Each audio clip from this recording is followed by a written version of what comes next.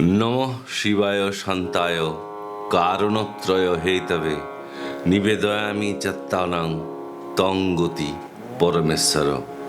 অর্থাৎ সৃষ্টি, স্থিতি এবং লয়, এই তিন কারণের হেতু শান্ত শিবকে আমার প্রণাম।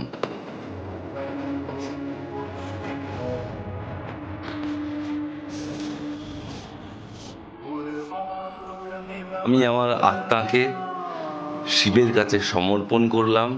হে পরমেশ্বর, এখন তুমিই আমার একমাত্র গতি। আজ মহাশিবরাত্রি। শিবরাত্রি আসলে হলো শিব এবং দেবী পার্বতীর মিলন উৎসব।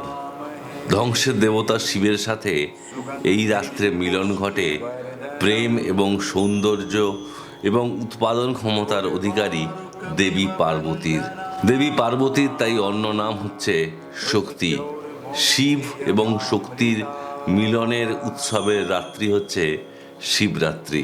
পুরাণ অনুসারে মহাদেব এবং পার্বতীর বিয়ের রাতে অনেক দেব দেবী, পশু এবং রাক্ষস মিলে শিবকে পার্বতীর ঘরে নিয়ে যান। হিন্দু পঞ্জিকা অনুসারে প্রতি বছর ফাল্গুন মাসের কৃষ্ণপক্ষের চতুর্দশী তিথিতে মহাশিবরাত্রি উদযাপিত হয়। এখন প্রশ্ন আসে যে যখন অন্য দেবতাদের পূজা দিনের বেলা অনুষ্ঠিত হয়, তখন শিবের পুজো কেন রাত্রে হয়? আসলে ভগবান শিব হচ্ছেন তমগুণ সম্পন্ন, সুতরাং তমময়ী রাত্রি হচ্ছেন শিবের পছন্দ। তাছাড়া শিবের অনুচররা অর্থাৎ নন্দী, ভৃঙ্গি, ভূত, প্রেতগণ রাত্রিবেলা চলাফেরা করতে স্বাচ্ছন্দ্য বোধ করেন। রাত্রি সংহার কালের প্রতিনিধিত্ব করে। শিব কিন্তু সংহারেরও দেবতা। প্রলয় নাচন নাচলে যখন আপন ভুলে, হে নটরাজ তোমার ওই জটার বাঁধন পড়ল খুলে, জাহ্নবী তাই মুক্ত ধারায় উন্মাদিনী দিশা হারায়। হ্যাঁ, শিব প্রলয়েরও দেবতা, যার প্রতীক হচ্ছে রাত। কৃষ্ণপক্ষের চতুর্দশ তিথিতে চাঁদ সম্পূর্ণরূপে ক্ষীণ থাকে এবং জীবের ভিতর তামসিক প্রবৃত্তি বৃদ্ধি পায়। সংহারের পর সৃষ্টি অনিবার্য। তাই ফাল্গুন মাস থেকেই গাছে পাতা ঝরতে থাকে আর বৈশাখে গিয়ে নতুন পাতা গজায়। এটাই তো সৃষ্টি। ধ্বংসের পরে সৃষ্টি আসে। এটাই হচ্ছে শিবের মাহাত্ম্য। মহাশিবরাত্রি পালন ভক্তদের মধ্যে মানসিক শান্তি এবং আধ্যাত্মিকতা অর্জনে সাহায্য করে, শরীর এবং মনকে পবিত্র করে এবং আমাদের মধ্যে যা কিছু নেগেটিভিটি রয়েছে এ সব কিছু কাটিয়ে দিতে পারে শিবরাত্রি। হিন্দু মহাপুরাণ বা শিব মহাপুরাণ অনুসারে এই শিবরাত্রির রাতেই সৃষ্টি, স্থিতি এবং প্রলয়ের মহাতাণ্ডব নৃত্য করেছিলেন দেবাদিদেব মহাদেব। এই রাতেই আবার যেমনটা বললাম, শিব এবং পার্বতীর বিয়ে হয়েছিল, অর্থাৎ প্রকৃতি এবং পুরুষের মিলন হয়েছিল। তাই মহাশিবরাত্রিকে শিবের সর্বশ্রেষ্ঠ রাত্রি বলে উদযাপিত করা হয়। যদিও প্রকৃতি রাত্রি সৃষ্টি করেছে আমাদের ঘুমের জন্যে, কিন্তু বিশ্বাস শিবরাত্রির দিন ঘুমোনো উচিত নয়। কারণ গভীর রাতে বা ব্রহ্ম মুহূর্তে ঈশ্বরের আশীর্বাদ পেতে এই বিশেষ পবিত্র দিনে রাত্রি জাগরণ করা উচিত। শিবরাত্রির ব্রতকথা অনুসারে একদিন এক শিকারী বনের মধ্যে ঘুরতে ঘুরতে শিকার না পেয়ে একটি বেল গাছের ডালে আশ্রয় নেয় এবং গাছের পাতা ছিঁড়ে ছিঁড়ে সে নিচে ফেলতে থাকে। নিচে একটি শিবলিঙ্গ ছিল। বেলপাতা পড়ায় মহাদেব ভীষণ খুশি হয়ে সেই শিকারীকে আশীর্বাদ করেন।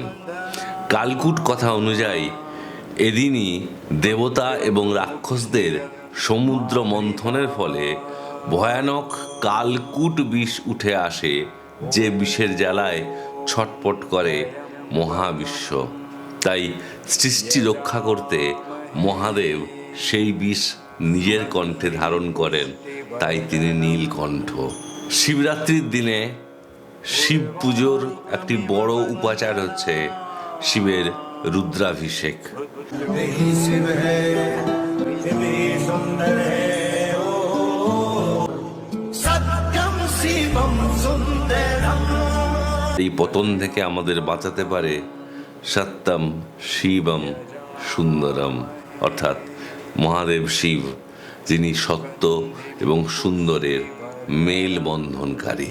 যখন পৃথিবীতে কিছুই ছিল না, অন্ধকার ছাড়া, তখনও শিব ছিলেন।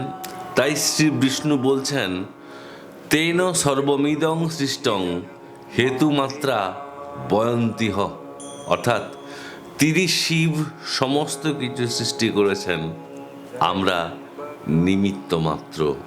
আজকে শিবরাত্রির এই পুণ্য দিনে আমরা মহাদেবের কাছে আত্মসমর্পণ করি, কারণ মহাদেব তিনি বিশেষ কিছু চান না, তার পুজোর উপাচার যৎ সামান্য।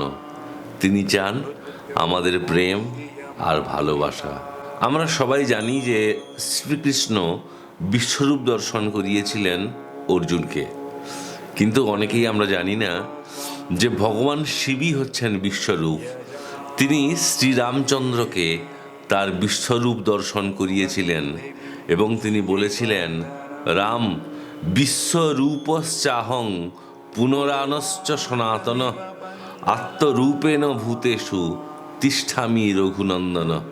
শিবগীতাতে এই শ্লোকটি পাওয়া যাবে। অর্থাৎ এর মানে হচ্ছে, হে রাম, আমি বিশ্বরূপ, পুরাতন পুরুষ এবং সনাতন। আমি আত্মারূপে সকল জীবের মধ্যে অবস্থান করি। তাই যেমনটা শ্রীরামকৃষ্ণ বিবেকানন্দ বলেছেন, জীব পুজোই শিব পূজা, অর্থাৎ প্রত্যেক জীবের মধ্যে শিব অবস্থান করেন। নয়ন তোমারে পায় না দেখিতে, কারণ রয়েছ নয়নে নয়নে। হর হর মহাদেব, জয় শিব শম্ভু। মহাদেব, তুমি সবার মঙ্গল করো। ভালো থাকবেন। নমস্কার।